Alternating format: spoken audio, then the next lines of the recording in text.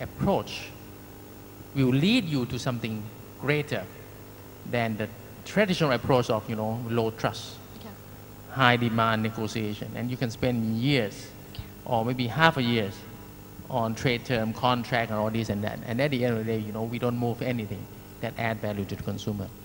So I would like maybe, to give example rather than, recommendation of how we should make good steps towards collaboration. Let's put ECR into maybe, two perspectives. One from the demand side and one from the supply side. In fact, you have also technology. But let's maybe put the demand side and the supply side into this perspective. Maybe I give example of, not because you're sitting here, but I think Tesco was, for me, seen as one of the maybe good example of collaboration on the demand side. Yeah, because I think the last couple of weeks, I'll give you a real example that I walk around before I going home. And I asked my manager why you stay up late, and they work until midnight. And they said, this is a PGR period. I think maybe some of you, they don't know what PGR stands for, but you know very well. Because Tesco has this product group review. And the approach is like, category management.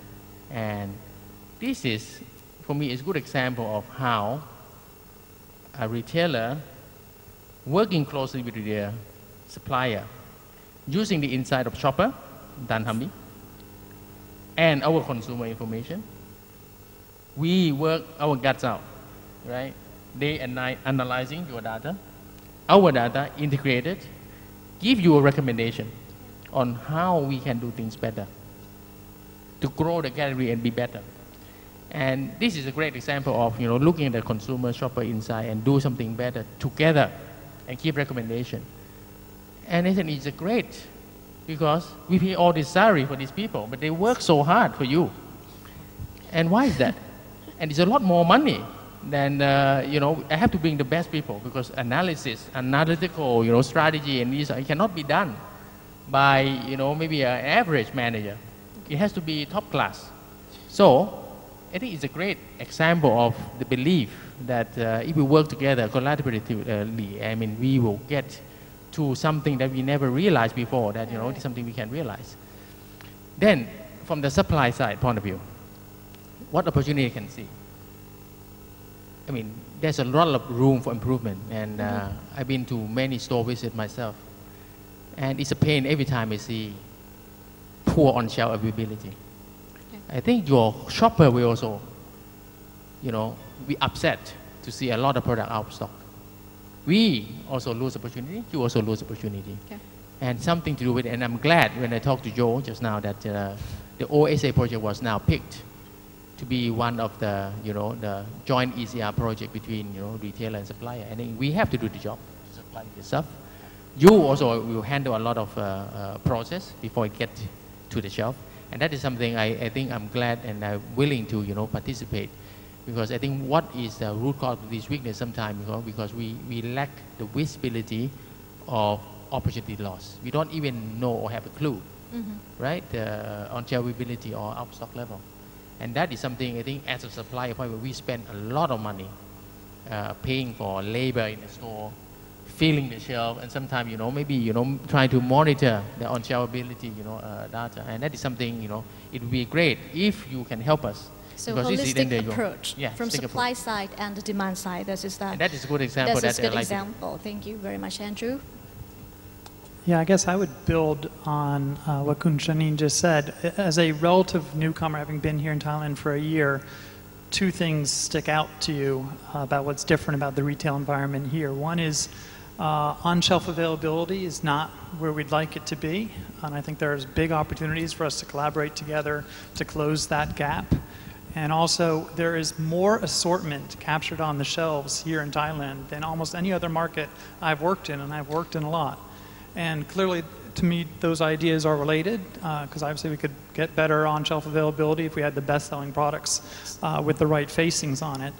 But I think there is a clear opportunity. The biggest hanging fruit to go after in the retail environment here to me is on-shelf availability, and anything we can do as a forum to push that agenda, I think, would be forward-going.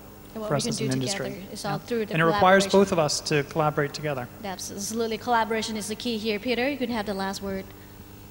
Yeah, I absolutely agree. It's about moving away from that classical view of retailers working against the manufacturers and trying to pull value from each other into understanding each other better and trying to create value together to share. I think that's the big one. Creating value, collaboration, both the supply side and the demand side is what we're looking for in the future of this ECR. And basically, it's the today activities that we try to contribute. Ladies and gentlemen, please give us these 4 distinguished gentlemen a big hand for their contribution and information throughout the session. My rightmost, Mr. Andrew Shepherd, Managing Director of Colgate-Palmolive. One more time. Kun Chanin Ajananon from Friesland Campina, Managing Directors as well. Mr. Peter Wamuza, Chief Commercial Officer from Exide Distribution System. And Mr. Neil McCain, Vice President Supply Chain of Big C Supercenter, Thailand, right here. And continue on, we can have the Q&A session. May I take this opportunity to invite Mr. Joe Dibel and Dr. Witwat Kritsada Sima up on stage to go through all the Q&A. You stay here. We're going to have a lot of questions too.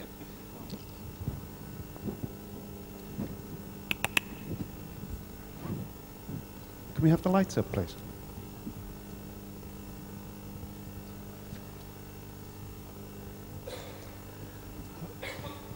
I hope you're all ready with your questions.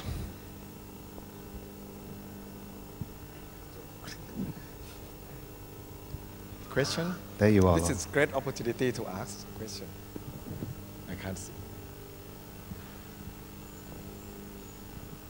Does anyone have any questions for our distinguished guests? This is not lifetime opportunity, but once in a year opportunity that you may have 4 of them together on stage and get to ask question that you have burning question.